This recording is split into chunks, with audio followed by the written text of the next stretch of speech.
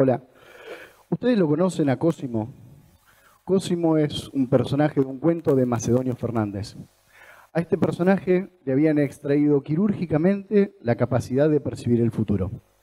Y vivía enamorado del presente sin poder anticipar nada, ni bueno ni malo que le pudiera ocurrir. Ni siquiera podía darse cuenta de que se avecinaba su propia muerte. De alguna manera nosotros, como sociedad, somos un poco como Cosimo. Vivimos muy enamorados del hoy sin pensar demasiado en el mañana. Estamos convencidos de que mañana se va a repetir exactamente igual que hoy, que no va a exigir de nosotros ningún tipo de anticipación o preparación. Con el tiempo nos fuimos convenciendo de que es difícil generar los cambios. De alguna manera nos convencimos y nos fueron convenciendo de que es imposible hacerlo. Somos así, un poco como Cosimo. Nos han quitado la posibilidad de pensar en el futuro como algo que nosotros podemos construir. Nos movemos entre fantasías, pensamientos mágicos, nos movemos un poco entre profecías autocumplidas. Esto no es para mí, no lo voy a alegrar, a tiempo. Y también efectos Pigmalión. Estos alumnos son de 7. Aquellos no aprenden matemática. Estos no llegan a quinto. No está mal que tratemos de anticipar los fracasos para evitarlos. Lo malo es que pensemos que es lo único que nos puede llegar a pasar. La realidad es que en las aulas usualmente no vemos chicos que estén entusiasmados con el futuro. ¿Cómo van a estarlos si no conciben el futuro como una infinidad de posibilidades? ¿Por qué nos pasa eso? Y tal vez porque nos escuchan a nosotros todo el tiempo decir una y otra vez frases como lo intento y no puedo lograrlo, nada cambia, todo es lo mismo, todo se repite, me esfuerzo. Somos nosotros, los adultos, los que vamos construyendo un paisaje que es poco motivador. Creamos desde el discurso, con estas lógicas mágicas y algún que otro deseo incumplido, la ilusión de que el futuro está dado, que está prescripto, que es eso, es destino y no queda otra cosa más que dejarse llevar. De alguna manera somos nosotros los que vamos contagiando esa falta de expectativa a las generaciones que nos siguen. La escuela, que está como un mecanismo económico para educar a las masas, para educar a muchos, nos educa a todos, pero a todos de la misma manera. Esa escuela está ahí para romper justamente esas lógicas de pensamiento mágico. La escuela está ahí para desafiar esas ideas. La escuela está ahí para darnos a nosotros las habilidades que necesitamos para enfrentar el futuro, para incluirnos en una sociedad y para hacerlo de manera exitosa. La escuela tiene que asumir el rol de ayudarnos a nosotros a crear opciones, a pensar en múltiples escenarios de futuro. Pero lamentablemente la escuela está fallando. Y nosotros lo sabemos porque no estamos alcanzando los resultados que esperamos.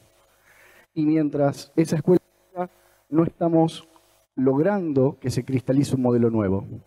La pregunta que me hizo un profesor es, ¿y mientras tanto? Y mientras tanto podemos hacer muchas cosas para ir al menos rompiendo la inercia.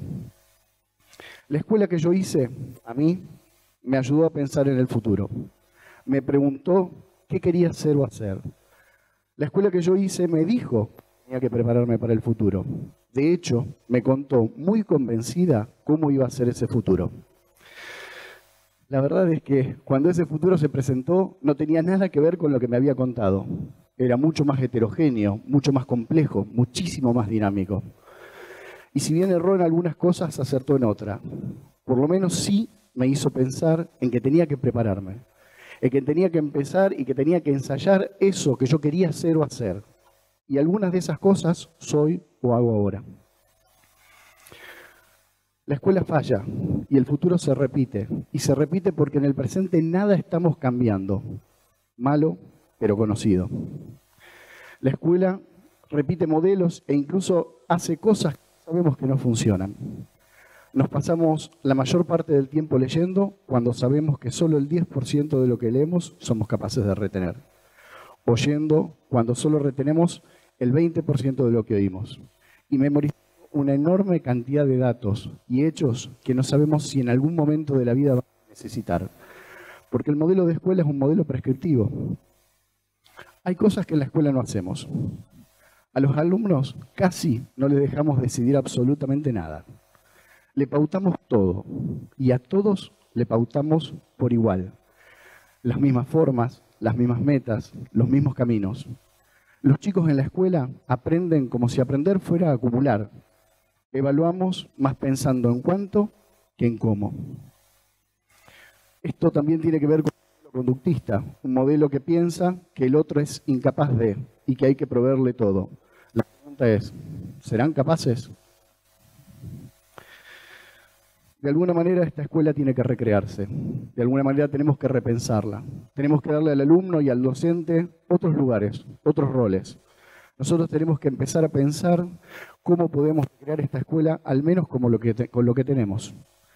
La escuela ahora es un lugar para aprender saberes sabidos, para aprender saberes que han sido ya muy validados. Pero la escuela no debería ser solamente. La escuela debería ser un lugar para empezar a generar proyectos, para empezar a aprender otras competencias. Estamos frente a un cambio de era, ya lo sabemos, pero seguimos usando los mecanismos y las ideas construidas en otro tiempo y las seguimos aplicando y esperamos que den un resultado distinto. La verdad es que probablemente no lo van a dar. Autores como Daniel Pink incluso ya nos dicen que hay que pensar con el otro lado del cerebro. Hay que empezar a generar otras habilidades que tienen que ver con empezar a leer oportunidades, que tienen que empezar a tener relación con otras personas, con empezar a crear mitos, narrativas, con buscar la belleza estética, que tiene que ver con combinar ideas disímiles en otras absolutamente nuevas, que tiene que ver con entender las sutilezas de las interacciones humanas. Una escuela que nos enseña a nosotros a ser felices con nosotros mismos y con los otros, a crear proyectos propios y compartidos. Una escuela que empiece a buscar tiempos para crear significados.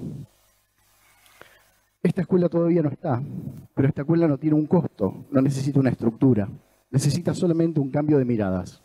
Necesitamos que los alumnos empiecen a adquirir las habilidades que decimos que son del futuro. Todo el tiempo hablamos de innovaciones, pero nos cuesta despegar la idea de innovación de un aparato, de una tecnología. Y muchas veces las innovaciones tienen que ver con el qué hacer y cómo miramos eso que hacemos.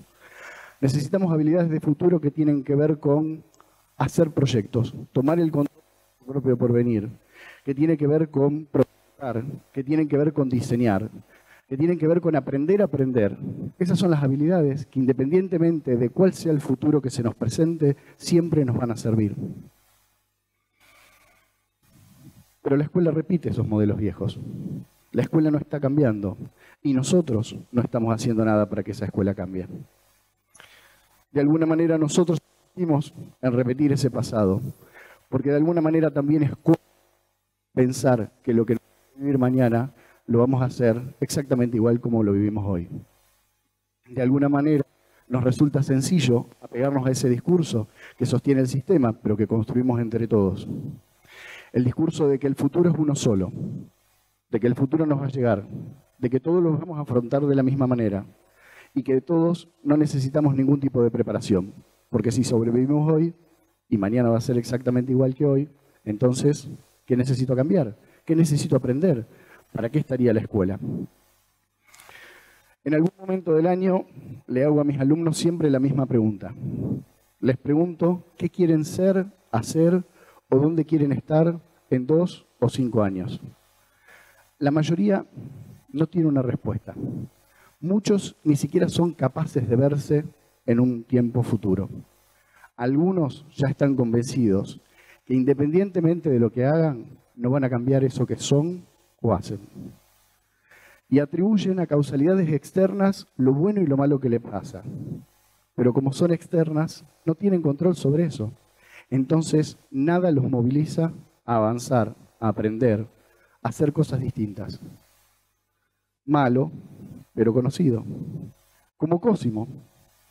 Viven al menos un poco enamorados de este presente que están viviendo, pero no están buscando nada distinto para el mañana. Yo creo que, como docentes, la principal función es desafiar estas ideas, desnaturalizarlas. Nosotros tenemos que ayudarles a los chicos a pensar, a idealizar, a buscar en ese futuro eso que quieran ser o hacer. Ayudarles a que por un momento piensen que no existen los imposibles. Que creen proyectos constantemente, que constantemente se pongan a pensar, a idealizar, a medirse, por lo menos, proyectos de otros, a ver si eso se ajusta a lo que quieren, porque hay que aprender a desear, y hay que saber hacerlo. Nosotros como docentes tenemos que generar esas pequeñas cirugías reconstructivas que vuelven a habilitar la parte del cerebro que nos hace creer que nosotros tenemos el control del destino, que son las decisiones cotidianas las que nos van llevando al lugar a donde estamos. Porque si no, nos pasa lo que nos pasa ahora. No sabemos qué decisiones nos trajeron a este lugar en el que estamos ahora. Y cuando nos preguntan, no tenemos otra cosa más que decir que destino. Y creo que se puede hacer de una manera muy económica, aplicando 4 cosas. La primera, inspirarse. Tenemos que buscar a aquellas personas, aquellos proyectos, aquellas ideas que nos emocionan, que nos mueven de ese tratamiento en el que estamos, que por lo menos nos generan expectativas, que nos dan ganas de, que nos hagan creer eso, justamente, que por un momento no existen los imposibles. El segundo paso tiene que ver con gestionar el propio talento. Nosotros tenemos que aprender a saber en qué somos buenos. Eso es lo que nosotros tenemos para aportar y eso es lo que nos va a ir llevando paso a paso a alcanzar las metas. De ninguna manera podemos hacerlo si no hacemos una introspección y nos vamos conociendo a nosotros mismos, que es un proceso fundamental. Pero al mismo tiempo también tenemos que escuchar a los otros. Integrando la voz interior y la mirada de los otros, seguramente vamos a estar mucho más preparados para afrontar cualquier meta que nosotros querramos alcanzar. El tercer punto tiene que ver con generar planes.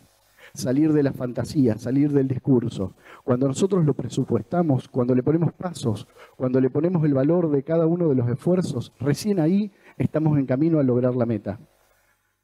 Hay que hacerse una pregunta, y la pregunta es, ¿estoy dispuesto al sacrificio que implica lograr ese objetivo? Esa tal vez sea la medida del deseo que me mueve a lograrlo. El cuarto punto tiene que ver con aprender a evaluarnos. No evaluarnos por resultados, sino evaluarnos en un contexto. Empezar a detectar esos pequeños aciertos que logramos todo el día, porque ese es el combustible que nos mantiene firmes en nuestro camino hacia la meta que hemos planificado. Yo creo que si trabajamos todos en estos 4 puntos, en cualquiera de los ámbitos que trabajamos, inspirarse, gestionar el talento, planificar y evaluarnos, vamos a poder hacer una educación que no sea un simple llenado, sino que sea una educación transformadora. Una educación que nos invita a pensar que hacer, que aprender, que diseñar es la tarea que tenemos que hacer en la escuela. Que la vida es eso, es que son mejorables, que los podemos cambiar todo el tiempo, pero que toda la vida estamos en proyectos.